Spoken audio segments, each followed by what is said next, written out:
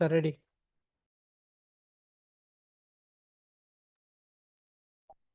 আউযুবিল্লাহি মিনাশ শাইতানির রাজিম। বিসমিল্লাহির রহমানির রহিম। জেনেসিস রেসিডেন্সি ডিপ্লোমা কর্তৃক আয়োজিত আজকের এই বিশেষ প্রোগ্রাম মিট দ্য উইনার বিশেষ একটি প্রোগ্রাম।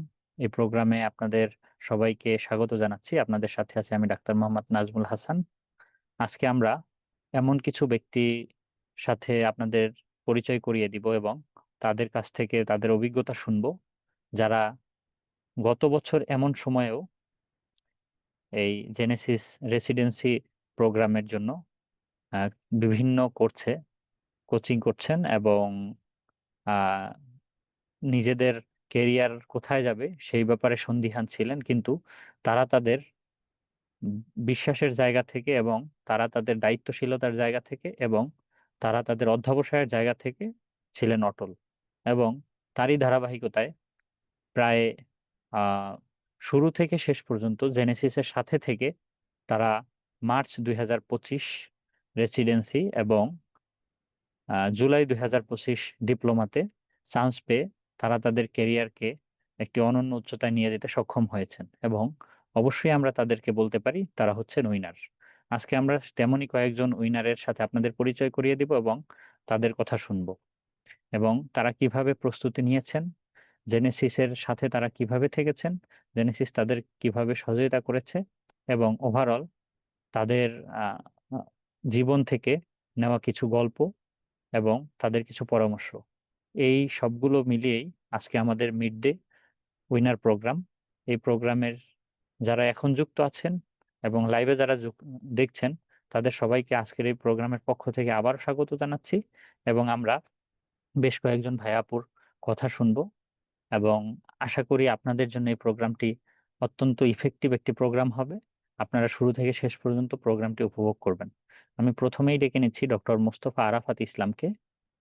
ভাইয়ার কাছ থেকে শুনবো কিভাবে তিনি প্রস্তুতি গ্রহণ করেছেন এবং এই বর্তমানে তিনি আছেন এমএস রেসিডেন্ট হিসেবে ইউরোলজিতে বাংলাদেশ মেডিকেল ইউনিভার্সিটিতে এবং এফসিপিএস পার্ট অন ইউরোলজি।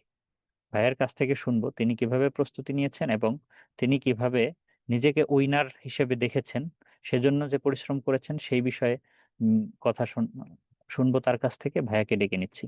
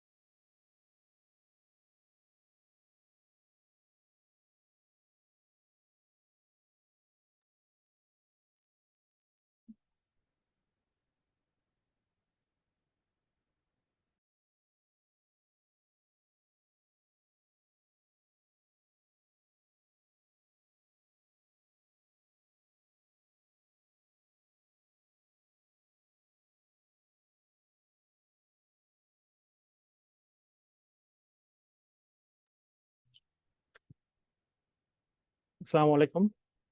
আমাকে কি শুনতে পাচ্ছেন? একটু কাইন্ডলি আমাকে কেউ জানাবেন।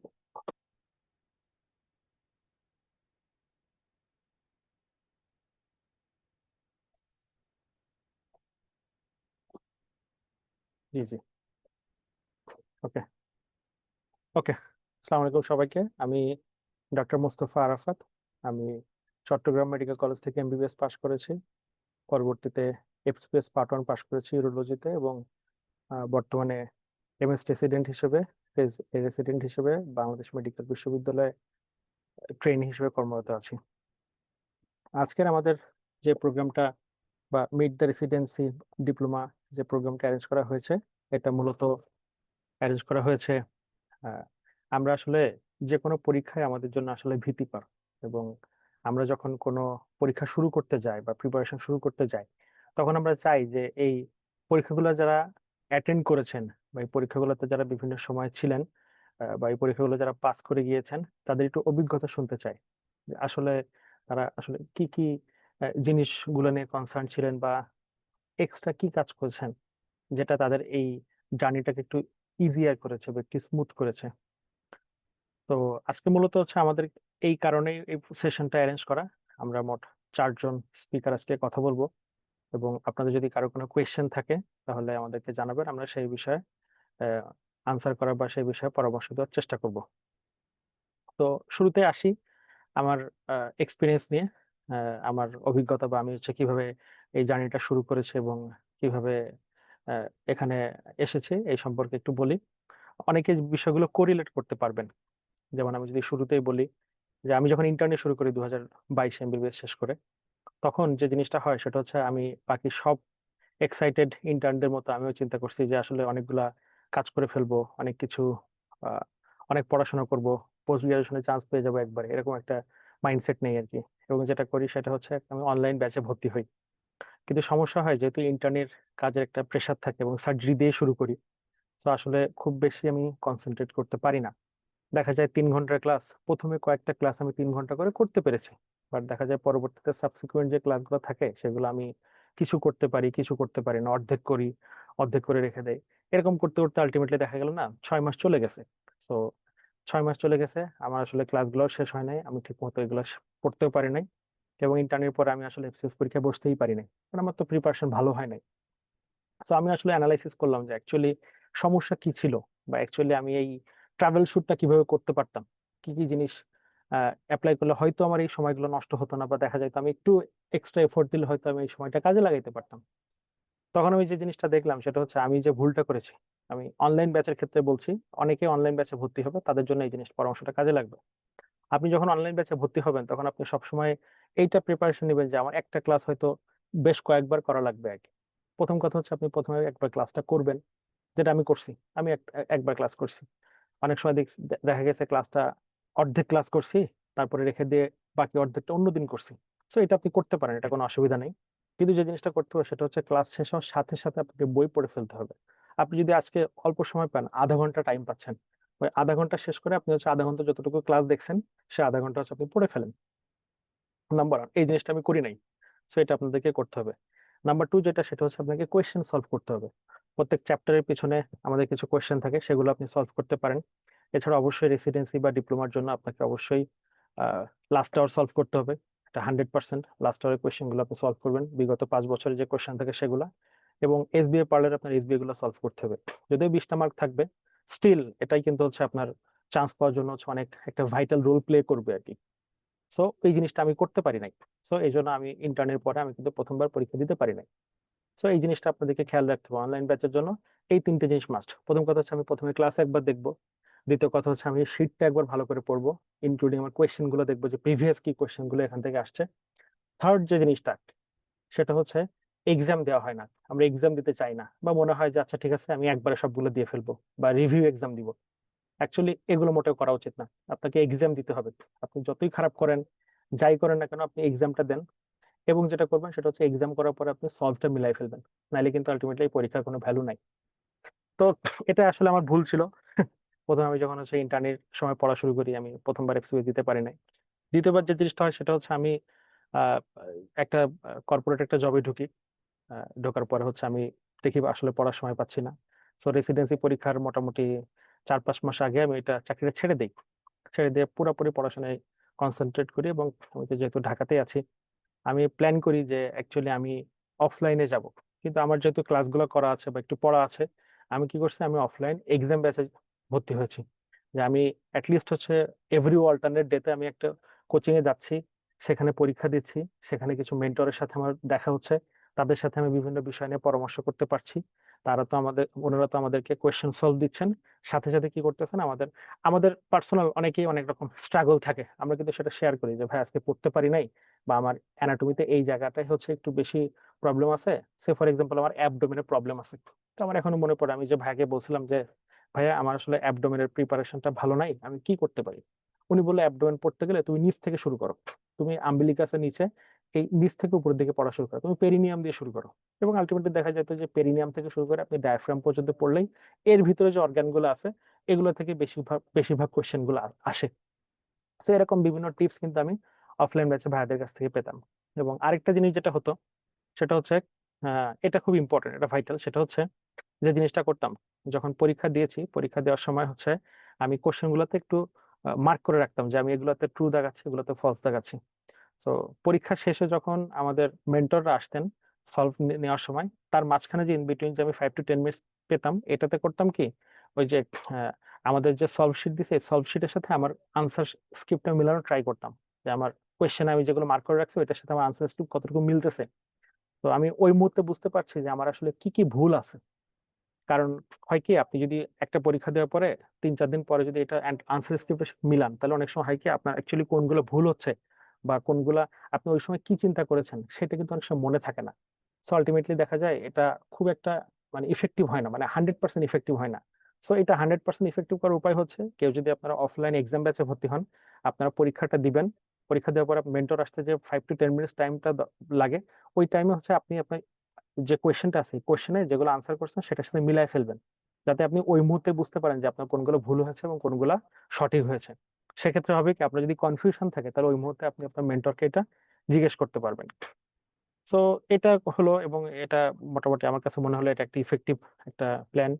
এবং বারবার রিভিশন, তো এটা বারবার রিভিশনের তো কোনো বিকল্প নেই।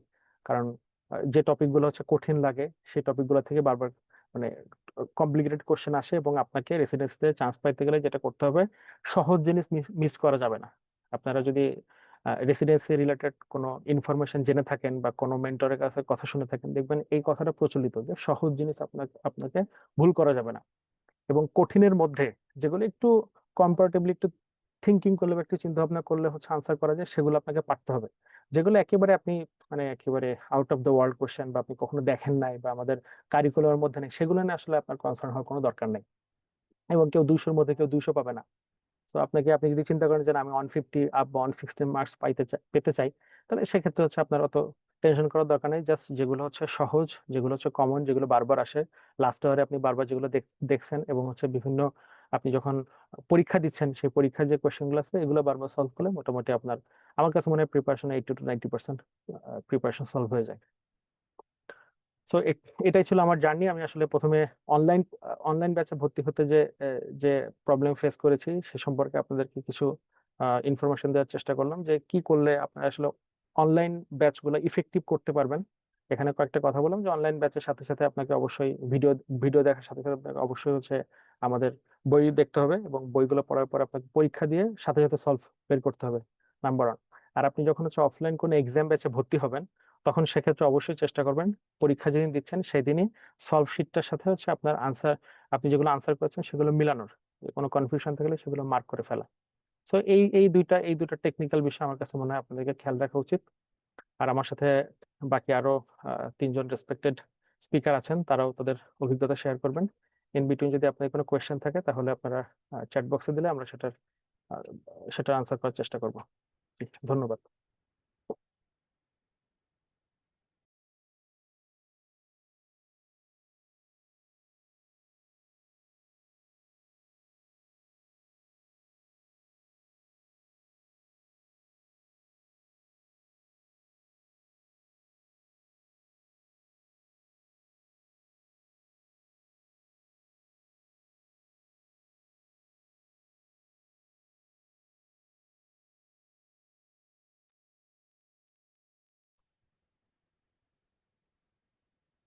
অসংখ্য ধন্যবাদ ডক্টর মুস্তফা আরাফাত ইসলাম ভাইয়াকে।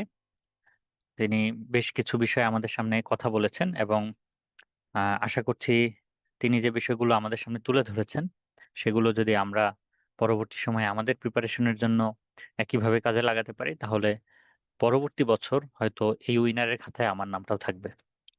তো এ পর্যায়ে আমরা ডেকে নিচ্ছি আমাদের আরেকজন উইনার।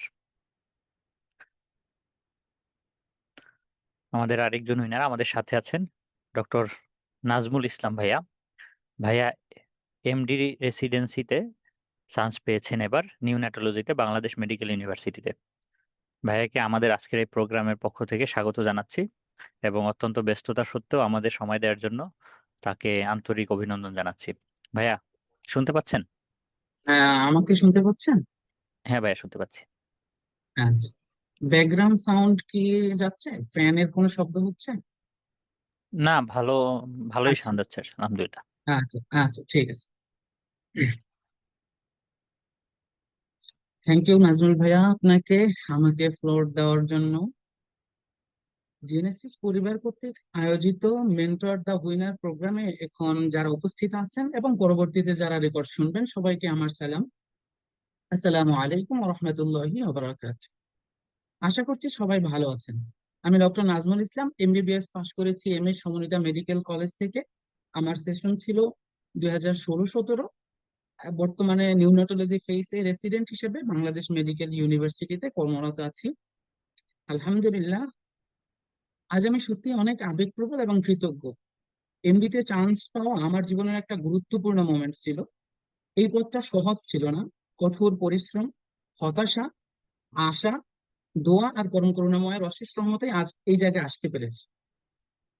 আমি কৃতজ্ঞ জেনেসিস পরিবারের প্রতি। এখন বলতে পারি আমার পরিবার জেনেসিসের প্রতি, বিশেষ করে আমাদের গাইডিং মেন্টরদের প্রতি, যারা শুধুমাত্র পড়াশোনা না, মানসিক শক্তি, আত্মবিশ্বাস দিয়েও পাশে থেকেছেন। এখনকার নিয়মিত ক্লাস, প্রশ্নোত্তর সেশন এবং টার্গেটেড প্রস্তুতি আমার জন্য অনেক গুরুত্বপূর্ণ ছিল। তো আমি চেষ্টা করব, আমার জার্নিটা অনেক ছোট ছিল, 7 মাস 6 মাসের ছিল।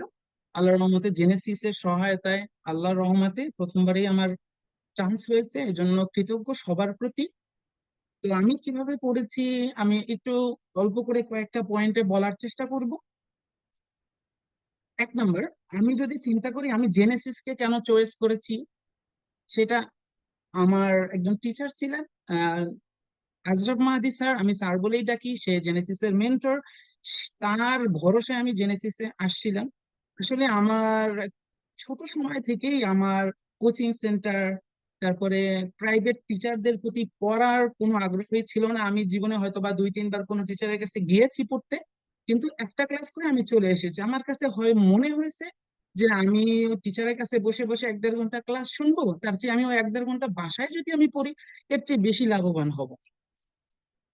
কিন্তু একমাত্র জেনেসিস যে আমাকে খুশি করতে পেরেছে। অতএব জেনেসিস কোন লেভেলের, আশা করছি আপনারা বুঝতে পারছেন যে জেনেসিস কোন লেভেলের সার্ভিস দিচ্ছে আমাকে। তো আমি জেনেসিসের প্রতি খুবই খুশি, কৃতজ্ঞ যে আজরুল মাহাদি স্যারের প্রতিও খুবই কৃতজ্ঞ যে আমি তার পরামর্শে আমি জেনেসিসে এসেছিলাম। আলহামদুলিল্লাহ। তো আমার পড়ার প্রস্তুতি এমন ছিল যে আমি প্রথমে জেনেসিসে আসার পরে প্রথম 1 মাস আমি কখনোই পরীক্ষা মিস দেই নাই, অফলাইনে ক্লাস করেছি, কখনোই পরীক্ষা মিস দেই নাই। আশা করছি আলহামদুলিল্লাহ সবকটা পরীক্ষা দিয়েছি। কিন্তু সমস্যা হলো কি, আমার রেজাল্ট তেমন ভালো আসতো না। 60-65, ম্যাক্সিমাম 60-65, হয়তো বা মাসে 1-2 বার আমি 70-এ উঠতে পারতাম। তো সমস্যা, এখন বারবার এই সমস্যা নিয়ে আমি আজরা মাদি স্যারের সাথে কথা বলতাম, অন্যান্য মেন্টর যারা ছিল তাদের সাথেও কথা বলেছি। আমি দেখতেছি আমি পড়তেছি পর্যাপ্ত পরিমাণেই, কিন্তু আমার ফ্রুটফুল রেজাল্ট আসতেছে না। তখন আমার পড়ালেখার কিছুটা চেঞ্জ করলাম যে আমি কিভাবে পড়লে আমার রেজাল্টটা ভালো হবে। সবাই সব পরামর্শ দিত। তো সব মেন্টরদের পরামর্শের কম্বিনেশন চিন্তা করে আমি আমার একটা প্ল্যান বের করেছিলাম। পরের মাস থেকে আল্লাহর রহমতে খুব ভালো রেজাল্ট হয়েছে। খুশি আমি, আমার সেই প্ল্যানটাই আমি চেষ্টা করব আপনাদের সাথে শেয়ার করার জন্য। আশা করছি কিছুটা হলে উপকার হবে। তো আমার, যদি আমি চিন্তা করি, আমি ক্লাস করে গেলাম, ক্লাস করে যাওয়ার পরে পরের 2 দিন আমি টাইম পাবো, প্লাস পরের দিন ক্লাস শুরু হওয়ার জন্য দুপুর পর্যন্ত, 2:30টা পর্যন্ত আমি টাইম পাচ্ছি। তার মানে আমি 2.5 দিনের একটা প্ল্যান নিয়ে আমি আগাইছি কিভাবে পড়তে হবে সেটা। আমার প্ল্যানটা আমি আপনাদের বলতেছি। তবে আমার প্ল্যানটা তাদের জন্যই প্রযোজ্য হবে যারা হয় বাপের টাকায় পড়তেছেন, আর না হয় নিজের জমানো টাকা দিয়ে পড়তেছেন। অর্থাৎ এই 6টা মাস আপনারা ফুললি ডেডিকেটেড এই চান্স নেওয়ার জন্য আপনার জেনেসিসের সাথে লেগে আছেন, তাদের জন্য বেশি ফ্রুটফুল হবে। তারপরেও আমি বলতেছি, প্রথমত এক্সাম দেওয়ার পরে আমি সলভ ক্লাস করতাম। এরপরে আমার প্ল্যানিংটা শুরু হতো। আমার যখন সলভ ক্লাস করতাম, সলভ শিটটা আমি বাসায় এসে চেষ্টা করতাম ওই রাতের ভিতরে শুধুমাত্র সলভ শিটটা পড়া, ভালো করে পড়া, দেখে যেটা প্রয়োজন সেটা শিটে উঠায় রাখা, আমি সেটা কমপ্লিট করতাম এনি হাউ। দু একটা মিস যেত, ফুল প্ল্যানিংটাকে আমি সেটা বলার চেষ্টা করছি। আচ্ছা, তারপরে আমার 2 দিন সময় আছে প্লাস হাফ ডে। তো আমি প্রথম দিন এবং পরের দিনের দুপুর পর্যন্ত আমি চেষ্টা করতাম ফুল শিট পড়ার। এনি হাউ আমার ফুল শিট একবার শুধু রিডিং হলেও আমি একবার শিটটা পুরোপুরি পড়ার চেষ্টা করতাম। তো জোহরের ভিতরে যদি আমার ফুল শিট পড়া হয়ে যেত, এরপরে আমি লাস্ট আওয়ার নিতাম। লাস্ট আওয়ার নিয়ে এই লাস্ট আওয়ারে এমসিকিউটা ফুল কমপ্লিট করতাম। যে কোনো উপায় আমি একদম এ টু জেড লাস্ট আওয়ারের ওই চ্যাপ্টারের ওই টপিকের প্রতিটা টপিক আমি পড়ার চেষ্টা করতাম। তবে কোয়েশ্চেন সলভ করে এখানে সীমাবদ্ধ না, কোয়েশ্চেন সলভ করব, কিন্তু এই টপিকটা এই অংশটুকু আমার শীটের কোন জায়গায় আছে সেটা আমি মার্ক করার চেষ্টা করতাম প্রতিটা। যদি দেখতাম যে আমার শীটে নাই, এই তথ্যটা আমার শীটে নাই, আমি সেটা শীটে উঠায় রাখার সর্বোচ্চ চেষ্টা করতাম। তাহলে এভাবে আমার ওই দিন রাত পর্যন্ত আমার এমসিকিউ সলভ হয়ে যেত। তাহলে আমার 2 দিন সময় শেষ। এরপরে আছে পরের দিন দুপুর পর্যন্ত আমি কি করতাম, এসবিএ পার্লটা কমপ্লিট করতাম। যেহেতু আমার এমডির সাথে সাথে এফসিপিএস দেওয়ারও একটা প্ল্যানিং ছিল, তো আমি চেষ্টা করতাম যে এসবিএ পার্লটা যে কোনো উপায় আমি শেষ করব। এবং এসবিএ পার্ল আমার 2টা বই কেনা ছিল, এসবিএ পার্লটা আমি শেষ করে এরপরে আমি অনলাইন সাবস্ক্রিপশন নিয়েছিলাম এসবিএ আওয়ারটা। এসবিএ আওয়ারটার অনলাইন সাবস্ক্রিপশন আমার কাছে ছিল। তাহলে আমার যেহেতু মোটামুটি কয়েকবার পড়া হয়ে গেছে, তখন আমি এসবিএ আওয়ার পুরোটা পড়তে আমার ম্যাক্সিমাম আধা ঘন্টা থেকে 40 মিনিট সময় লাগতো। তো শেষ, এরপরে যদি 2-3 ঘন্টা আমার থাকতো, এটা চেষ্টা করতাম শীটটা কমপ্লিট রিভিশন দেওয়া। এখন আমরা হয় কি, আমরা পড়তে পড়তে শীটটার এমন অবস্থা করি যে শীটের কোথায় কি আছে খুঁজে পাওয়া যায় না, দাগায়া দাগায়া একদম 12টা বাজায় ফেলে। যে মেন্টররা কোনটা বলেছিল ইম্পর্টেন্ট, পরীক্ষায় কোনটা এসেছিল ইম্পর্টেন্ট, বা আমি কি দাগাইলাম কোনটা ইম্পর্টেন্ট। আমার পড়ার শেষে কি মনে হয় যেন আমি পুরা বইটা একদম কালো সাদা বানাই ফেলছি। ওই 1 মাসে প্রথম মাসের অবস্থা আমার এমন ছিল। এরপরে আমি ডিসিশন নেই যে না, এভাবে হলে হবে না, আমি তো পরে রিভিশন দিতে গিয়ে আমার আবার সব খুব বাজে অবস্থা হবে। তখন আমি সিদ্ধান্ত নিলাম তিনটা 3 ধরনের মার্কার। আমি কি করতাম, ক্লাসে যখন মেন্টর ক্লাস নিত, ক্লাসের মেন্টরের জন্য আমি এটা রাখছি। এটা মেন্টর যেটা যেটা দাগাইতে বলতো আমি সেটা দাগাইতাম, 3 স্টার দিও 5 স্টার দেওয়ার জন্য আমি এটার জন্য এটা কমপ্লিটলি রেখে দিতাম। এরপরে আমি আমি যখন রিডিং পড়তাম, তখন মেন্টরের পড়ার সাথে আমার কিছু চয়েস আছে যে না, আমার কাছে মনে হচ্ছে এটা ইম্পর্টেন্ট হতে পারে, আমি সেটা করতাম কি, এটা দিয়ে লাগাই রাখতাম, সর্বোচ্চ এটা দিয়ে লাগাই রাখতাম। এরপরে আমি যখন কোয়েশ্চেন সলভ করতে যেতাম 3টা লেভেলে, এমসিকিউ, এসবিএ, 3টা লেভেলে লাস্ট আওয়ার, তারপর এসবিএ পার্ল যখন সলভ করতাম, তার মানে এগুলো আমি ধরে নিতাম এটা সবগুলোই আমার বিগত সালের কোয়েশ্চেন বা এফসিপিএস বা এমডিতে আসছে। আমি কি করতাম, সেটা এটা দিয়ে দাগায় রাখতাম। তাহলে আমার কি হইলো, আমি যখন কমপ্লিটলি পড়া হয়ে যেত, পরবর্তীতে যখন আমি পড়তে বসবো, তখন কিন্তু আমি জানি যে আগের পরীক্ষায় কোনটা এসেছে, মেন্টর কি দাগায় দিচ্ছেন, এবং আমার কি চয়েস ছিল। দেখা যেত শেষ পর্যন্ত আমার চয়েস আর টিকতেছে না, আমার এই দুইটাই যথেষ্ট ছিল। এটা হলো যে আমার ক্লাস টু ক্লাস মাঝখানে যে সময়টুকু ছিল সেটার একটা সামারি। আমার এটা আমি বের করতে পেরেছি 1 মাস পরে, যে এরপর এভাবে যখন আমি পড়া শুরু করলাম আল্লাহর রহমতে, আমার খুবই আমি স্যাটিসফাইড, যে রেজাল্ট আসতো আমি খুবই স্যাটিসফাইড ছিলাম। এরপরে মাঝখানে এক মাস গেল আন্দোলনের জন্য, এই আন্দোলনের 1 মাস আমার আমার পড়া হলো না। এরপরে কিন্তু এই ফ্লোটা আমি ধরে রাখতে পেরেছি, যে কারণে আল্লাহর রহমতে একটা ভালো ফলাফল পেয়েছে। এখন কথা হলো গিয়ে, এই স্টাডি প্ল্যানে আমার 3টা জিনিস খুব খুব ভালোভাবেই মনে রাখার চেষ্টা করতে হবে। আর এটা যদি মেনটেন না করেন, আপনি যতই আমি যা বললাম এভাবে পড়েন, যা করছেন আলহামদুলিল্লাহ হবে, কিন্তু ওই লেভেল পর্যন্ত যাবে না। আমি যেটা 3টা জিনিস মেনটেন করার চেষ্টা করেছি, নাম্বার 1, স্টপ ওয়াচ। আমি সবসময় যখন পড়তে বসতাম স্টপ ওয়াচ চালু করে পড়তাম, এবং যখন উঠতাম স্টপ ওয়াচ চালু আবার অফ করে উঠতাম, আবার বসলে স্টপ ওয়াচ চালু করতাম। এই জন্য সুবিধাটা কি, স্টপ ওয়াচ যখন আমার সামনে চলবে দেখতে পাবো, তখন আমি হঠাৎ করে কারোর সাথে কথা বলবো, আমার সেটা মন চাবে না। বা কেউ একজন আয়সা দেখলো আমি পড়তেছি, আমার স্টপ ওয়াচ চালু আছে, অন্য একজন আয়সা কথা বলার চেষ্টা করবে, তার কাছে একটু বাধবে যে না পড়লো না। আমি যেহেতু লাইব্রেরিতে পড়ার অভ্যস্ত, আমি লাইব্রেরিতেই পড়তাম। এটা গেল স্টপ ওয়াচ। সর্বোচ্চ আমি চেষ্টা করতাম 11 ঘন্টা স্টপ ওয়াচ টাইম মেনটেন করার। পারতাম 10 ঘন্টা, পারতাম 11 ঘন্টা, মাঝে মধ্যে 12 ঘন্টাও হতো। এটা আমার সর্বোচ্চ, এটা মেনটেন করার সর্বোচ্চ চেষ্টা করেছি। আর কি করতাম, আমি সবসময় এই যে স্টপ ওয়াচ টাইমটা আমি মেনটেন করতাম, এটা আমি সবসময় লিখে রাখতাম, যে প্রতিদিন কোন দিন কত ঘন্টা আমি পড়েছি। এটা আমার কাছে এখনো আছে। যে সিরিয়ালে আমার সবগুলো লেখা আছে, কত তারিখে কত ঘন্টা পড়েছি, কোন দিন পড়া হয় নাই, কেন হয় নাই। তাহলে এটা আমি মেনটেন করলে আমি গুগল শিটে সেটা মেনটেন করার চেষ্টা করতাম।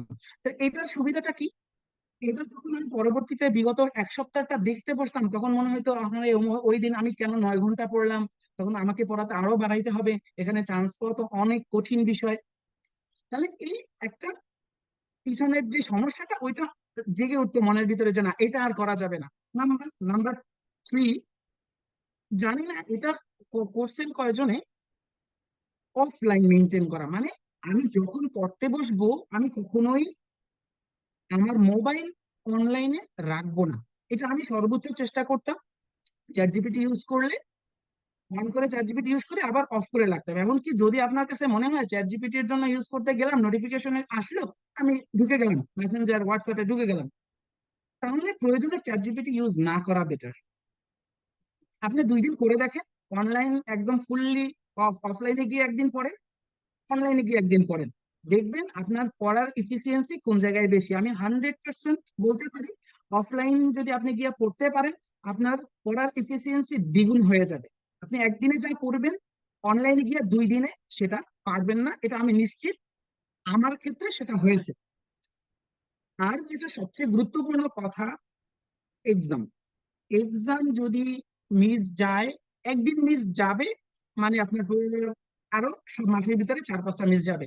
তো প্রথম দিক দিয়ে একদম শুরুতেই যদি আপনার টার্গেট থাকে আমি একদিন সিঙ্গেল একটা ডে মিস দিব না, তাহলে দেখবেন কি 1 মাস পরে একটা যদি কোনোভাবে কোনো কারণে, কাজের কারণে মিস যাবে চিন্তা করেন না, তখন আপনার কাছে লাগবে যে না, আমি একটা মিস দিলেই তো আমার সেই স্ট্রিকটা ভেঙে গেল, উইনার স্ট্রিকটা ভেঙে গেল, যে আমি পুরো 1 মাস আছি, এখন একদিন ক্লাস মিস দিব, তো এক্সাম মিস দিব, তাহলে আমার কাছে নিজের কাছে খারাপ লাগা শুরু হয়ে যাবে। তো এই এক্সাম মেনটেন করার চেষ্টা করবে। আর আমি সবসময় ছোটদের মতো, ছোটদের স্বভাব অনেক আমার ভিতরে বেশি আছে, সেটা হলো কি, আমি আমাদের জেনেসিস কি করতো, এই এক্সামের উপরে month, doctor of the month ঘোষণা করে। তাহলে এই ডক্টর অফ দ্য মান্থ ঘোষণা করে এখানে সুন্দর একটা গিফট দেয়। এখন এই গিফটের প্রতি আমার খুব বেশি লোভ ছিল। প্রথম মাসে আমি বুঝতে পারি নাই যে গিফট দেয়, যখন বুঝতে পারছি শুরু করলাম সেই গিফটের আশায়, পরের মাসে হলো না। তো এই গিফটটা ছিল ওয়াটার বোতল। প্রথম দিকে ওয়াটার বোতল দিত আমার, আমি ওয়াটার বোতল একটা লাগবে সেই টার্গেট করতে করতে করতে করতে শেষ মাস পর্যন্ত চলে গেছি, আমি ওয়াটার বোতল পাচ্ছিলাম না, খুব মন খারাপ ছিল। তো লাস্ট মাসে আমার টার্গেট এটাই ছিল, আমি যদি এই মাসে ওয়াটার বোতল না পাই আমি আর জেনেসিসে আসবো না। তো আল্লাহর রহমতে শেষ মাসে আমি সর্বোচ্চ নাম্বার পাই। তো ওয়াটার বোতলের আশায় আছি, ভাইয়ারা গিফট নিয়ে আসছেন, গিফট দিল, গিফট খুলে দেখি আমাকে দিছে কলম দেনে, সুন্দর একটা কলম দেনে, কিন্তু আমার টার্গেট ছিল কিন্তু ওয়াটার বোতল। এই যে একটা যে কোনো ছোট ছোট জিনিসের প্রতি ফ্যাসিনেশন যে কাজ করা, এটাকে নিজের ভিতরে কাজ করানোর চেষ্টা করবেন, দেখবেন অনেক বেশি ভালো লাগা কাজ করবে, পড়তে মনে চাবে। এটা যে আমার এটা ছোট ছোট স্বভাব ছিল, এখনো আছে, ভবিষ্যতে হয়তো বা থাকবে। তো এটাই ছিল আমার মেইন পড়ার প্রসিডিউর। তাহলে একটা জিনিস মাথায় রাখবেন, আমি একমাত্র জেনেসিস এর কাছে এসে খুশি হইতে পারছি যে না, আমি একটা কোচিং সেন্টার পাইছি যেখানে আমাকে প্রথম থেকে শেষ পর্যন্ত ধরে রাখতে পারছে আমার লাইফে। This is the first time যে আমাকে একটা প্রাইভেট যে কোনো কোচিং সেন্টার হোক বা প্রাইভেট টিউটার হোক ধরে রাখতে পারছে। আমি কখনোই কোনো প্রাইভেট টিউটারের কাছে পড়তে পারি নাই, আমার কাছে মনে হয়েছে যে ওয়েস্ট অফ টাইম। তো এই জন্য আমি আপনার এটা, তাহলে তারা জেনেসিস আমাকে কি দিল, জেনেসিস আপনাকে অনুভব করাবে আপনি স্পেশাল। জেনেসিসে ঢুকলেই আপনি বুঝতে পারবেন, স্যার স্যার থেকে একদম ছোট থেকে সবাই আপনাকে যে সম্মানটা দিচ্ছে বা নিচ্ছেন, অসাধারণ, আমার কাছে খুব ভালো লাগতো। তো আপনাকে স্পেশাল একটা অনুভূতি জাগাবে যে আপনি স্পেশাল। জেনেসিস আপনাকে অনুভূতি জাগাবে আপনার দ্বারাই সম্ভব, এবং জেনেসিস আপনাকে এটা শিখাবে, সবচেয়ে গুরুত্বপূর্ণ, সবার শেষে বললাম তাও সবচেয়ে গুরুত্বপূর্ণ, যে জেনেসিস আপনাকে শিখাবে কি পড়তে হবে না। আমি আবারও বলছি, জেনেসিস আপনাকে অনুভব করাবে কি কি পড়তে হবে না, কি কি আমার এই পরীক্ষার জন্য লাগবে না। আমি তো এখানে স্পেশালিস্ট হতে আসিনি, আমি এন্ট্রান্স এক্সামে পাশ করতে আসছি। তো এটা আমাদের গুরুত্বপূর্ণ, মেডিকেল সায়েন্স হিউজ, অনেকগুলো বই। আর যদি আমি এখন সামারাইজ করতে চাই, আমি যেহেতু পেডিয়াট্রিক্স এর সেক্টরে আমি যা দেখলাম, আমাদের শীত, লাস্ট ইয়ার, এসবিএ এবং অনলাইন এসবি আওয়ার্ড যেটা আমি সংগ্রহ করেছিলাম, এই 4টার বাইরে মেন্টরদের কিছু কিছু স্লাইড বাদে আমার আর মেইন বই পড়া কোনো প্রয়োজন পড়ে নাই। আমি কমপ্লিটলি ভালোভাবে শেষ করতে পারছি আল্লাহর রহমতে। প্রথমবারই আমার চান্স হয়ে গেছে। অসংখ্য ধন্যবাদ জেনেসিস পরিবারকে। তো আমি চান্স পাওয়ার পরে সুন্দর একটা কবিতা 2টা লাইন লিখে রাখছিলাম, আজকে সুযোগ হলো সেই লাইন 2টা বলার মতো। মেন্টরের কথা জেনেসিসের সাথে মেন্টরের কথা জেনেসিসের সাথে সোশ্যাল মিডিয়া বন্ধ, রেসিডেন্সি হাতে। Thank you, thank you all. আমার জন্য দোয়া করবেন সবাই। হ্যালো, অস- আসসালামু আলাইকুম। ওয়ালাইকুম আসসালাম। হ্যাঁ, অসংখ্য ধন্যবাদ। নাজমুল ভাইয়া কেমন আছো? হ্যাঁ, আলহামদুলিল্লাহ। আলহামদুলিল্লাহ, আপু ভালো আছেন? হ্যাঁ, ভালো আছি। ঠিক আছে, আমি ঢুকেছি, সমস্যা নেই, তোমাদের সময় মতো আমাকে দিও ভাইয়া, সমস্যা নেই। আচ্ছা আপু, ধন্যবাদ। অসংখ্য ধন্যবাদ আমাদের ডক্টর নাজমুল ইসলাম ভাইয়াকে। অত্যন্ত চমৎকার ভাবে তিনি সবগুলো বিষয়ই আমাদের সামনে উল্লেখ করলেন এবং রেসিডেন্সি প্রতি বা জেনেসিসের প্রতি তার যে আবেগ ভালোবাসা, সেটারও বহিঃপ্রকাশ আমরা একদম শেষ মুহূর্তে এসে আরো ভালোভাবে বুঝতে পারলাম। তো আশা করছি ভাইয়ার এই যে আবেগ ভালোবাসা, এটা শুধুমাত্র কথার মাধ্যমেই না, আসলে এটা অর্জন করে নিতে হয়েছে। যেমনি ভাবে জেনেসিস তার জন্য চেষ্টা করেছে, একইভাবে তিনিও জেনেসিসে এসে জেনেসিসের ক্লাস করে এবং ওভারঅল জেনেসিসের সাথে থেকে তিনি তার লাইফের যে কেরিয়ারের যে গোল, সেই গোলটাকেও অ্যাচিভ করতে সক্ষম হয়েছেন। আলটিমেটলি উইনার হিসাবে আজকে কথা বলার সুযোগ পেয়েছেন। আমরা আশা করছি তাদের মতো আপনারাও যারা আজকে আমাদেরকে দেখছেন, সামনে পরীক্ষা দিবেন, তারাও হচ্ছে জেনেসিসের সাথে শুরু থেকে শেষ পর্যন্ত থেকে পরবর্তীতে যাতে উইনার হিসেবে আপনারাও কথা বলতে পারেন এবং জেনেসিসের মেন্টর হিসেবে নিজেদেরকে প্রতিষ্ঠিত করতে পারেন, সেটাই থাকবে আমাদের প্রত্যাশা। এবার আমরা আরো 2জন উইনারের কথা শুনবো। তো আমি প্রথমেই ডেকে নিচ্ছি ডক্টর রুবাইয়া সাফরিন আপুকে। আপু আপু রেসিডেন্সিতে সাইকিয়াট্রিতে চান্স পেয়েছেন বাংলাদেশ মেডিকেল ইউনিভার্সিটিতে। আপু কি আমাকে শুনছেন? জি ভাইয়া, শুনতে পাচ্ছি। আচ্ছা আপু, তাহলে আপনার কাছ থেকে আমরা আপনার অভিজ্ঞতা শুনি এবং গতবার আপনি যে কন্ডিশনে ছিলেন, আজকে অনেকেই সেই কন্ডিশনে আছে এবং তারা আপনাদের মুখ থেকে শুনতে চায় আহ, আহ, এই পর্যায়ে এসে অনেকে হতাশ হয়ে যাচ্ছে। তারপরে অনেকের মধ্যে পেরেশানি কাজ করছে, আসলে আমি পড়ছি হবে কিনা, আমি পড়ছি মনে থাকছে না। তো এই বিষয়গুলো সবার মধ্যেই ছিল, আমার মধ্যেও ছিল, আপনার মধ্যেও ছিল।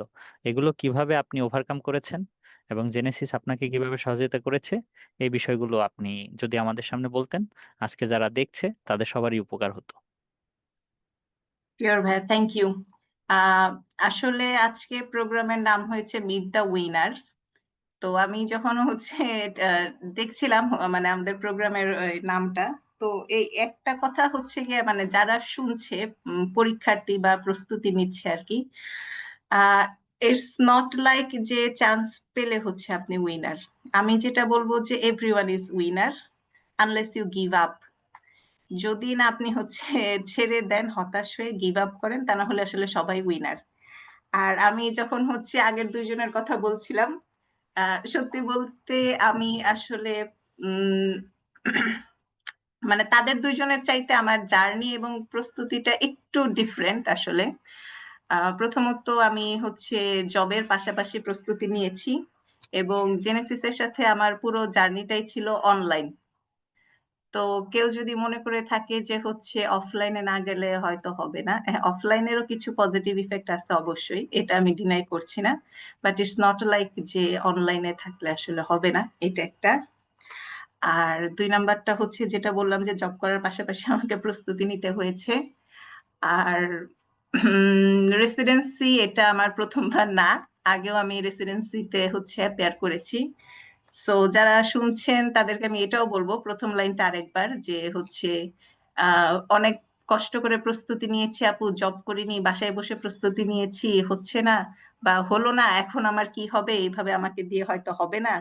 এই চিন্তাটা আমি প্রথমে বলবো যে মাথা থেকে এটা আগে বের করতে হবে।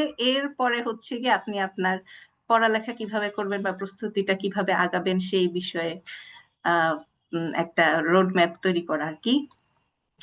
আর পড়ার বিষয়ে যেটা বলবো, আমি যেহেতু জব করার পাশাপাশি নিয়েছি, আর আমার জবটা ছিল পাবলিক হেলথ, সো আমি আসলে পুরো অপোজিট দুইটা ফিল্ড আমাকে হচ্ছে কভার করতে হয়েছে। পাবলিক হেলথের কাজকর্ম করে বাসায় এসে আসলে ক্লিনিক্যাল বা বেসিক অ্যানাটমি ফিজিওলজি পড়াটা, মানে এটা আসলে মাথায় ঢুকানোর মতন কোনো জিনিস নেই এবং ঢুকতেও চাইতো না।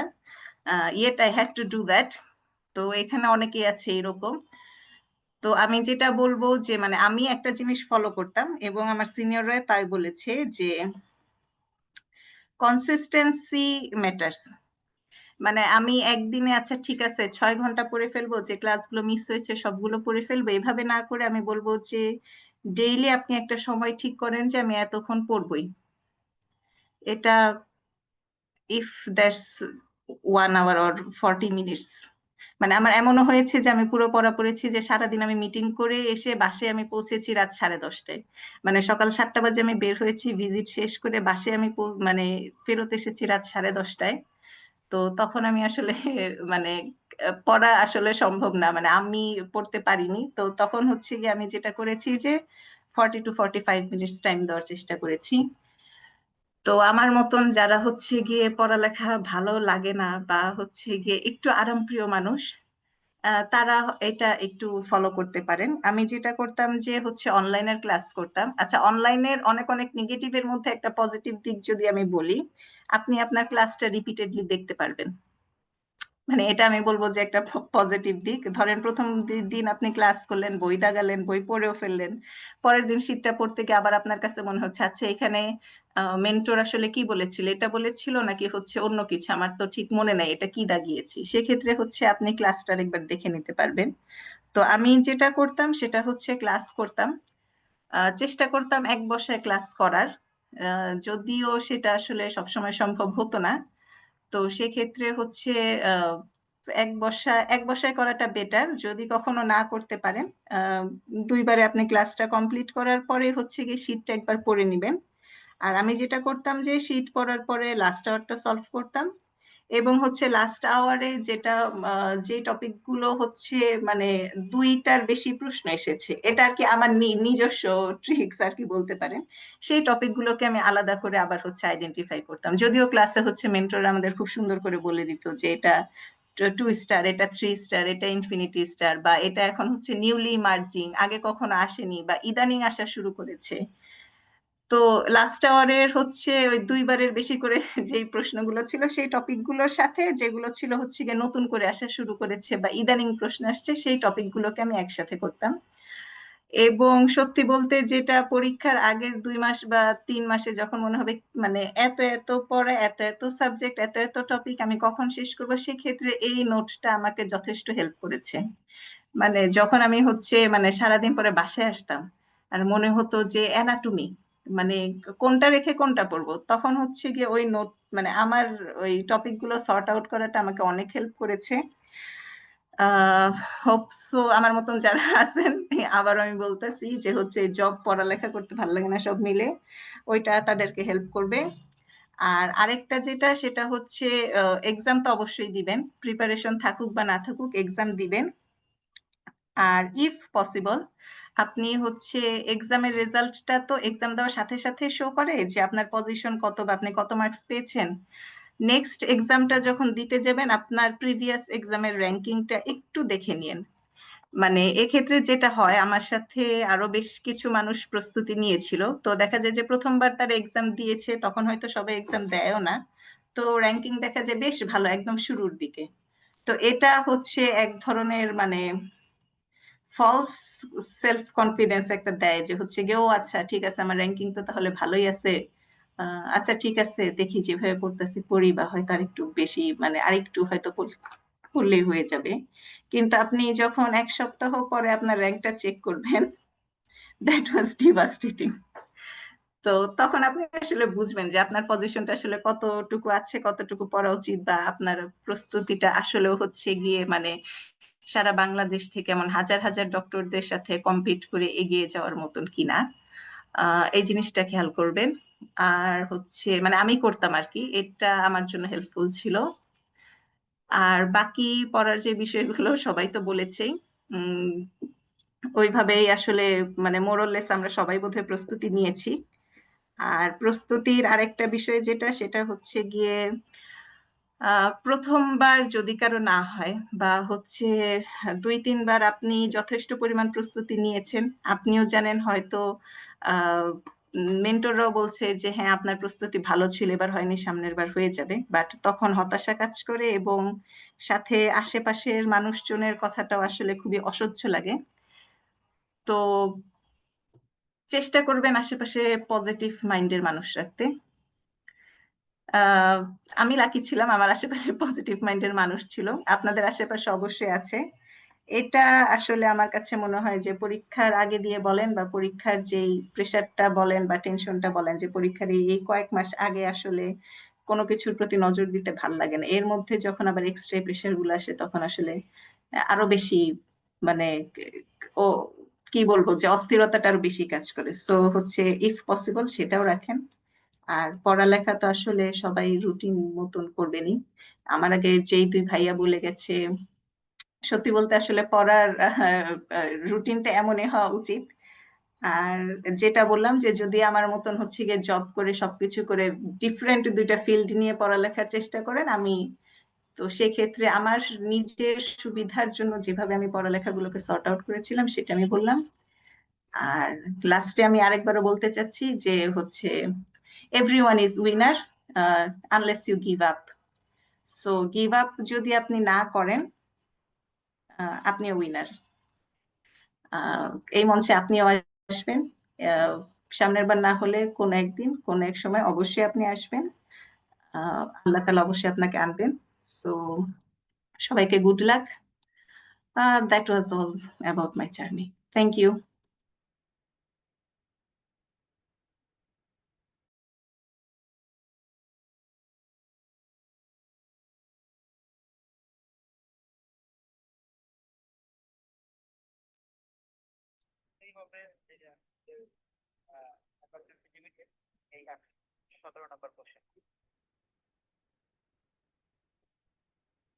ধন্যবাদ ডক্টর রুবাইয়া শাফরিন আপু, অত্যন্ত চমৎকার ভাবে আমাদের তিনি তার জার্নিটা উল্লেখ করলেন এবং সেখান থেকে আমরা বেশ কিছু বিষয়ে ক্লিয়ারও হয়ে গেলাম।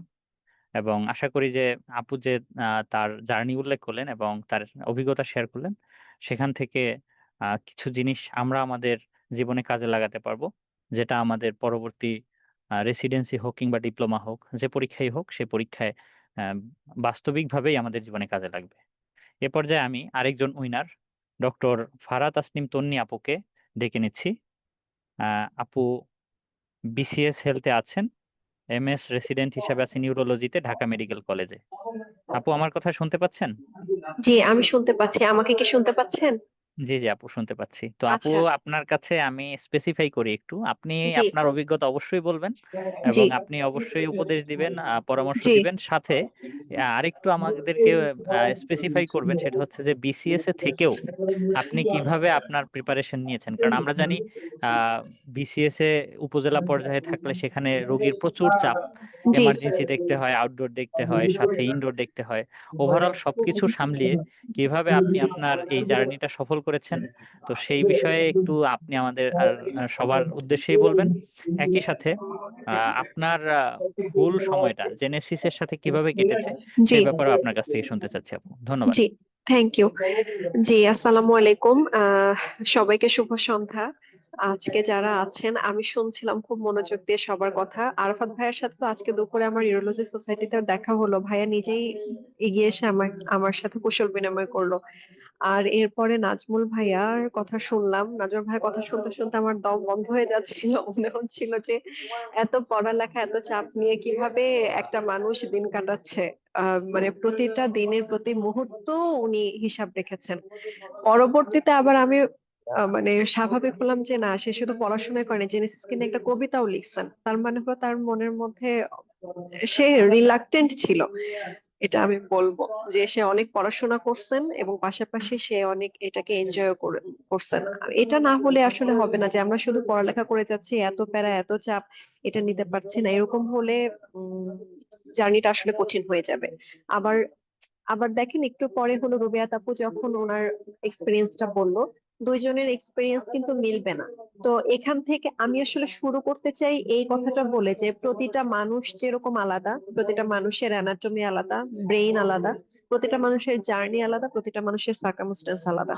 তো আমরা আমাদের কন্ডিশন গুলোকে বুঝে নিয়ে নিজেরা কিভাবে আগাবো সেটা আমাদের সিদ্ধান্ত। আর পাশাপাশি আমাদেরকে হেল্প করবে আমাদের জেনেসিস আছে, এবং পাশাপাশি আমাদের ফ্যামিলি যারা আমরা ম্যারিড আছি, আমাদের কাপল পার্টনাররা যারা আশেপাশে আমাদের পাশে থাকেন, তাদের ইম্প্যাক্ট অনেকখানি। আমি জেনেসিস এর সাথে আমার জার্নিটা শুরু করি। আমি ইন্টার্নশিপ কমপ্লিট করেছি 2018-তে। তো 2018-তে আমার বিসিএস পরীক্ষাটা হলো প্রিলিমিনারি। তো ওটা আমি অ্যাটেন্ড করলাম। অ্যাটেন্ড করে তারপরে ভাইবা শেষ হতে হতে 2018 প্রায় শেষের দিকে হয়ে গেল, এবং 2019-এর ডিসেম্বরে গিয়ে আমরা জয়েন করলাম। তো এই যে গেল হলো আমার বিসিএস এর জার্নি। তারপরে 2019-এ যখন ডিসেম্বরে আমি জয়েন করলাম, তারপরে আমি এবং আমার হাজবেন্ড দুজন আমরা ব্যাচমেট। তখন আমরা ভাবলাম যে এবার আমরা তাহলে পোস্ট গ্রাজুয়েশনের জন্য পড়ালেখা শুরু করি। 2020-এর জানুয়ারিতে আমরা জেনেসিসে অফলাইনে আমরা অ্যাটাচড হই জেনেসিসের সাথে প্রথম। তো তখন জেনেসিসের দুটো ব্রাঞ্চ ছিল, একটা তো কাটাবনে যেটা মেইন ব্রাঞ্চ, আর একটা ছিল উত্তরাতে। এবং আমরা জানুয়ারি ফেব্রুয়ারি মার্চ আমরা খুব সুন্দর এটার সাথে পড়ালেখা করছিলাম, এবং এটার সাথে খুবই অ্যাকাস্টমড ছিলাম আমরা। আমাদের পোস্টিং প্লেস ছিল ময়মনসিংহ এ। আমরা ওখান থেকে ভোরবেলা এসে ক্লাস করে চলে যেতাম সারাদিনে। তো তারপরে তো করোনা কোভিড চলে আসলো, দেশের সবকিছু বন্ধ হয়ে গেল। এবং তখন আমরাও পড়ালেখা থেকে একটু দূরে চলে গেলাম, এবং যার ফলে কি হলো যে সে যে দূরে চলে গেলাম, তারপরে চাকরি জনিত জটিলতা সহ মেডিকেল কিছু ক্রিটিক্যাল কন্ডিশনে আমরা পড়ালেখা থেকে বেশ কিছু বছর দূরে ছিলাম, আমরা করতে পারিনি। কিন্তু আমি তখন কি করেছি, যখন কোভিড টাইমে সবকিছু বন্ধ হয়ে গেল, তখন তো জেনেসিস সেই সময়ে প্রথম জেনেসিস এর যেটা সবচেয়ে এখন ইম্প্যাক্টফুল পজিশন হোল্ড করে, যেটা জেনেসিস এর সবচেয়ে বড় বিষয়, সেটা হলো যে জেনেসিস এর অনলাইন যে স্ট্রেংথ, এরকম আর অন্য কোনো অনলাইন অনলাইন কোনো কোচিং এটা দিতে পারবে না বলে আমি বিশ্বাস করি। জেনেসিস অনলাইনে এত স্ট্রং। তো জেনেসিস এর সে সময় অনলাইনে ক্লাসগুলো রেকর্ডেড ক্লাস ছিল, এবং সেটা দেখে দেখে আমি খুব সুন্দরভাবে বইটা গুছিয়ে নিয়েছিলাম।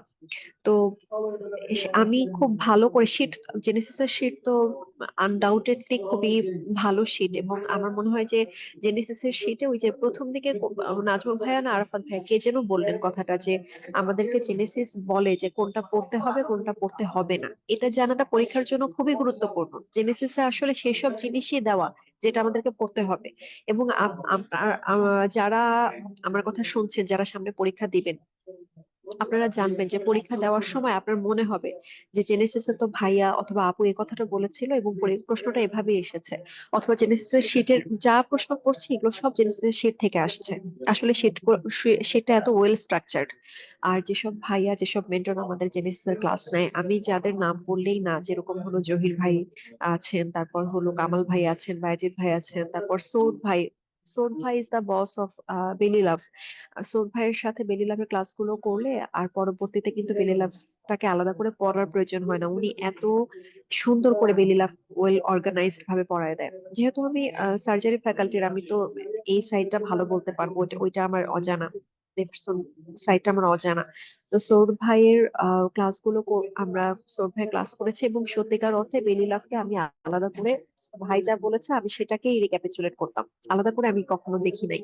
তারপরে হলো রিফাত ভাই ছিলেন, electrolyte acid base renal system পড়িয়েছেন। এবং আমি লাস্ট রেসিডেন্সিতে আমি বলবো আমার মনে হচ্ছিল যে আমি কি একাই রেনাল এবং অ্যাসিড বেস থেকে আমি আজ 6টা না 8টা কোশ্চেনের অ্যান্সার করলাম, এটা কি আমি একাই? এবং প্রতিটা প্রশ্ন আমি জানি যে এগুলো সব আমি ঠিক দাগাচ্ছিলাম, আমার এত কনফিডেন্স ছিল। এটার কারণ কি? কারণ হলো শীটটা খুবই সুন্দর ছিল, সেই সাথে রিফাত ভাইয়া একদম এত অর্গানাইজড ওয়েতে এই ক্লাসগুলো গুছিয়ে দিয়েছে, যার ফলে এটাতে আমার কখনো প্রবলেম হয়নি। আর আমার ক্ষেত্রে যেটা খুব ভালো আমাকে হেল্প করেছে, যেটা ভাইয়া বললো যে বিসিএস এ আমি চাকরি করেও কিভাবে পড়াশোনার সাথে আমি সময়টা বের করতে পারলাম। আমি আমার তো 2 বছর গ্রামে থাকার পরে কিছু গুরুত্বপূর্ণ কারণে আমি আমার পোস্টিংটা নিয়েছিলাম বেসিক সাবজেক্টের লেকচারার হিসেবে। আমি তাজউদ্দিন মেডিকেল কলেজের গাজীপুর শহীদ তাজউদ্দিন আহমদ মেডিকেল কলেজে অ্যানাটমি লেকচারার ছিলাম। তো আমি ওদেরকে মূলত মূলত ডিসকাশন পার্টটা পড়াতাম, সেই সাথে বাকি যে বিষয়গুলো আছে সেগুলো তো ছিলই। তো আমি আমার নিজের প্রয়োজনে ডিসিশন পার্টটাতে অনেক ফোকাস করে ওদেরকে পড়াতাম। তো যার ফলে হয়েছে কি, এখন পড়ালেখার একটা প্যাটার্নও চেঞ্জ এসেছে। সেটা হলো যে আমরা যেরকম আগে বেসিক অ্যানাটমিটার প্রতি ফোকাস বেশি ছিল, ক্লিনিক্যালের সাইডের কোরিলেশনটা কম ছিল, কিন্তু এখন আর বিষয়টা এরকম নাই। এখন ওদেরকে ক্লিনিক্যাল মানে রেট্রোভার্টেড করা হয়েছে আর কি, যে ক্লিনিক্যাল থেকে আমাদেরকে বেসিকে আসতে হয়, ওইটা কোরিলেট করে এই পাশ থেকে যেতে হতো। যার কারণে আমিও আমি ওদের সাথে আরেকটা কাজ করতাম, সেটা হলো যে জেনেসিস এর শীটে যেটা আছে সেটা আমি পড়তাম, এবং আমি আগে ওদেরকে এটা পড়াতাম। এটা পড়ে তারপরে ওদের প্রয়োজনে আরো যেগুলো আমাকে যোগ করতে হতো আমি সেটা চেক করতাম। তো সেই সাথে তাহলে কি হতো, আমার আমার অ্যানাটমির পড়াটা যেরকম হয়েছিল সেই সাথে পাশাপাশি আমি এটার সাথে আমার ফ্যাকাল্টির পড়াটাও পড়ে ফেলতাম। তো তার কারণে আমার ফ্যাকাল্টির পড়াটা আলাদা করে চাপ দেয় নাই পরীক্ষার সময়। অ্যানাটমির পড়াটা আমার খুব স্ট্রং ছিল। তারপরে আমি জেনেসিসের সাথে থেকে থেকে ফিজিওলজির পড়াটা খুব সুন্দর করে গুছিয়ে নিয়েছিলাম, এবং প্যাথোলজি খুব সুন্দর করে গুছিয়ে নিয়েছিলাম। যেটা আমার কিছুটা কম পড়া ছিল আমি বলবো সেটা ছিল আমার ফার্মাকোলজিতে আমি উইক ছিলাম। আর আমার পড়ার কিছু বিষয় ছিল, যেরকম আমি আমি সবসময় চেষ্টা করতাম যেখানে আমি কম করে বেশি মার্কস অ্যাটেইন করতে পারবো।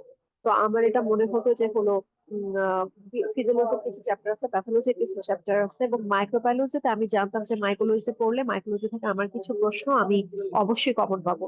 মাইক্রোলজির পরে আমি ইম্পর্টেন্স দিতাম হলো জেনারেল ব্যাকটেরিওলজিতে। সিস্টেমিক ব্যাকটেরিওলজি জেনারেল ব্যাকটেরিওলজি আমি পড়তাম, আমি জানতাম যে এখান থেকে আমার কিছু প্রশ্ন অবশ্যই আমি প্রায় হাতে গোনা বেশ কয়েকটা প্রশ্ন আমি এখান থেকে পেয়ে যাব। তারপরে আমি বেসিক ভায়োলজিতে যেতাম। তো আমি আসলে এভাবে প্রশ্ন কোথা থেকে বেশি আসবে এইভাবে আসলে আমার পড়াটা আমি গুছিয়ে নিতাম। এটা ছিল আমার একটা মোটো। আর আরেকটা আমি কাজ করতাম, যেটা ওই যে নাজমুল ভাই সম্ভবত বললেন যে স্টপ ওয়াচ ধরে পড়া। আমি স্টপ ওয়াচ ধরে পড়লে আমার প্যালপিটেশন হতো, আমি স্টপ ওয়াচ ধরে পড়তাম না, তবে আমার সামনে ঘড়ি থাকতো। আমি আমি সময়কে ক্ষুদ্রতম ভাগে ভাগ করে নিয়ে পড়তাম। আমার আমার মানে আমি ভাগ করে নিতাম এভাবে যে এখন তো হলো এক এক মিনিট, নেক্সট 1 মিনিট আমি কতটুকু পড়বো, তারপরে 1 মিনিট আমি কতটুকু পড়বো, এভাবে করে পড়লে আমার মনে হতো যে আমি অল্প সময় অনেক পড়ে ফেলছি। তাতে করে তখন আমি বুঝতে পারতাম যে না, আমি একটা বড় গোল নিয়ে বসবো যে আজকে আমি অ্যাবডোমেনটা করে শেষ করব, এটা কখনোই ওয়ার্কআউট করে না। কিন্তু তার চেয়ে বেটার যে আমি আজকে এই আধা ঘন্টা কিংবা এই 10 মিনিট আমি কতটুকু পড়বো, নেক্সট 10 মিনিট আমি কতটুকু পড়বো, এটা করে পড়লে তখন দেখা যায় যে পড়াটা অনেক বেশি দ্রুত হয়ে যায়।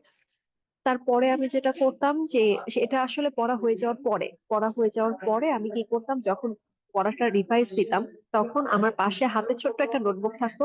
এই নোটবুকটা আমি পরীক্ষার আগে আমি ওই নোটবুকের পাতা উল্টায় উল্টায় প্রতি বইয়ে কোনটা পড়তে হবে, কিংবা আমি জাস্ট ওই নোটবুকটা ফলো করেছি আর কি, যে ওই নোটবুকে আমার ট্রিপল স্টার কিংবা ইনফিনিটি স্টারে কি পড়া এটা আমি ওখানে লিখে রাখতাম, যে না এটা আমাকে দেখে যেতে হবে, এই বই থেকে এটা আমাকে দেখে যেতে হবে। আমি এইভাবে জিনিসটা ভাগ করে ফেলতাম।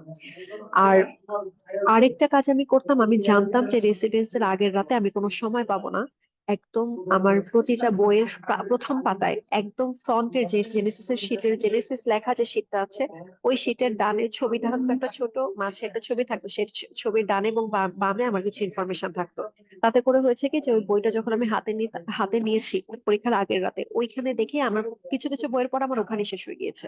যেমন আমি যদি সিভিএস এর ফিজিওলজির সিভিএস এর কথা বলি, সিভিএস এর কিন্তু কিছু ল আছে, সেই ল 3টা অথবা 4টা ল দিয়ে বইয়ের মোটামুটি প্রায় 20 থেকে 25 পাতার প্রশ্ন এমনিতেই ওই লটা দিয়ে পড়া হয়ে যায়। তো এরকম আমার মানে কিছু শর্টকাট ওয়ে ছিল আর কি, যেটা সবার থাকে, এটা আপনারা বুঝে নেবেন যে আপনাদের ক্ষেত্রে এটা কিভাবে কাজে লাগে। এটা একটা বিষয়। নেক্সট হলো পড়া, তো পড়ার মতো আমরা পড়লাম, আমাদের টিচার খুব ভালো পড়ালো। টিচার মেন্টরকে অবভিয়াসলি আপনাদের সবাইকে ফলো করতে হবে, যে টিচার কোনটা বলছে যে এটা ডাবল স্টারে পড়া, এটা ট্রিপল স্টারে পড়া, ইনফিনিটি স্টারে পড়া, প্রশ্ন কিন্তু এভাবেই হয়। আর এরপরে সবচেয়ে গুরুত্বপূর্ণ যেটা, সেটা হলো পরীক্ষা দেওয়া। এটা আপনি 1 পাতা পড়েন 2 পাতা পড়েন, আপনাকে পরীক্ষা দিতে হবে, পরীক্ষার কোনো ব্যতিক্রম নাই। পরীক্ষা না দিলে আপনি কখনোই বুঝতে পারবেন না যে আপনার পড়াটা আসলে কতদূর পর্যন্ত আপনারা পড়তে পারলেন। পরীক্ষা দিতে হবে, পরীক্ষা দেওয়ার পাশাপাশি আপনি পরীক্ষায় মার্কস কত পেলেন। নাজমুল ভাইয়া যেরকম হলো বারবারই বলছিলেন যে ওনার আহ ওই যে ছোটবেলার মতো একটা লোভ ছিল যে ফার্স্ট প্রাইজ পেতে হবে, এটা আসলে ওনার লোভ না, ওনার রিকগনিশন দরকার ছিল, উনি এটা বারবার বলতে চেয়েছেন। আমি বলবো যে হলো নাজমুল ভাইয়ের মতো হতে পারলে তো খুবই ভালো। সেটা হলে তো সবচেয়ে ভালো। আর আমার কথা হলো যে আপনি পরীক্ষা দিয়ে যাবেন, আপনি আপনার পজিশন কি হলো না হলো এটার চেয়ে বড় বিষয় আপনি পরীক্ষাগুলো একটাও আপনার মিস যাবে না, আপনি পরীক্ষাগুলো অ্যাটেন্ড করবেন। এটা করলে আপনার আপনার একটা কনফিডেন্স আসবে যে না আমি পরীক্ষাগুলো দিয়েছি। তাতে করে হয় কি যে ভুল শুদ্ধ এটা পরবর্তীতে আমরা বুঝতে পারি, কারণ কোনটা ভুল হচ্ছে পরীক্ষার সময় যখন আপনি অ্যান্সার মিলাবেন দেখবেন যে আরে আমি তো এটা জানি যে এটা এরকম। তখন আপনি যখন বই দেখতে যাবেন আপনি ওটা বুঝবেন যে না ওটাকে আপনি আরেকটু মার্ক করে ফেলেন যে এটা আমার ভুল গেল, আমি তো এটা ভেবেছিলাম, এটা আমার ভুল হলো। তো এই জিনিসগুলো খুবই গুরুত্বপূর্ণ। পরবর্তীতে আমি বলবো যে হলো জেনেসিস এর খুব ভালো স্ট্রং তিনটা পয়েন্টের মধ্যে একটা তো বললাম যে এটা অনলাইন স্ট্রিংটা খুব ভালো, 2 নাম্বার হলো এটা শীটটা খুব ভালো, 3 নাম্বার এটার মেথড খুব ভালো, 4 নাম্বার এবং ট্রিপল স্টার এটাতে আমি বলবো যে এদের প্রশ্নের প্যাটার্ন। আপনি যখন জেনেসিস এর প্রশ্নে পরীক্ষা দিবেন আপনার যে বসে হলে বসে মনে হবে যে আহ মকের, বিশেষ করে মকের প্রশ্নগুলো আমি এটা বলবো যে আপনার হলে বসে মনে হবে যেটা জেনেসিস এর মক থেকে প্রশ্নগুলো হয়েছে।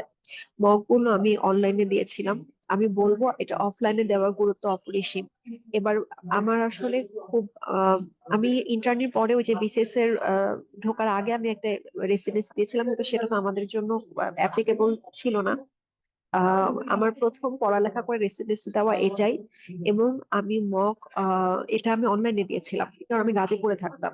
তো আমার হাজবেন্ড পরীক্ষার আগের দিনে একটা প্রশ্ন নিয়ে আসে জেনেসিস থেকে এবং আমি সেটা পরীক্ষার আগের রাতে বসে 3 ঘন্টা দিই। এবং আমি মনে করি যে এটা আমার জন্য একটা আহ কি বলবো যে এটা আমার জন্য একটা প্রাইম থিং ছিল। আমি যে এই যে মকটা আমি বসে দিয়েছি আমার এখানে যে কি পরিমাণ হেল্প হয়েছে। তো আমার একটা মক দিয়ে যদি এতখানি আমি নিজেকে মনে করি যে আমার এতখানি বেনিফিশিয়ারি হয়েছে, তাহলে যারা নিয়মিত 3টা 4টা মক জেনেসিস যেটা নিচ্ছে সেটা দিলে তাদের অবশ্যই আমি মনে করি যে হলো এটা অনেকখানি হেল্প হবে পরীক্ষার হলে। এটা একটা বিষয়। আর আহ আমি বলবো যে আমরা যারা পরীক্ষা দিচ্ছি, এই যে পোস্ট গ্রাজুয়েশনের জন্য প্রিপারেশন নিচ্ছি, সবার জার্নি একরকম না। আমরা যদি মনে করি যে আমরা সেই ছোটবেলার মতো খালি বইপত্র দরজা জানলা সব বন্ধ করে বই পড়বো আর পড়বো আর পরীক্ষা দিব, আসলে তো জীবন এরকম না। জীবনে এখন আমাদের অনেক দায়িত্ব যোগ হয়েছে। নিজেদের দায়িত্বের পাশাপাশি হয়তো আমরা কেউ বিয়ে শাদী করেছি, কেউ কেউ আল্লাহর তরফ থেকে তাদের আল্লাহ সন্তান দান করেছেন, সে সন্তানের দায়িত্ব নিতে হয়, বাবা মায়ের দায়িত্ব নিতে হয়, ভাই বোনের দায়িত্ব নিতে হয়। তো এত কিছু করে আসলে আপনি যে সব সময় আপনার পড়াটাকে একই লেভেলে ধরে রাখবেন এরকম না। এবং আপনি যদি মনে করেন আপনি পারছেন না বাকিরা সবাই পারছে, আমি আপনাকে বলছি এবং আমি আপনাকে অ্যাসিওর করছি যে এটা আসলেই সবাই পারছে না। এটা সম্ভব না যে হলো আপনি আপনি শুধু একা যুদ্ধ করছেন।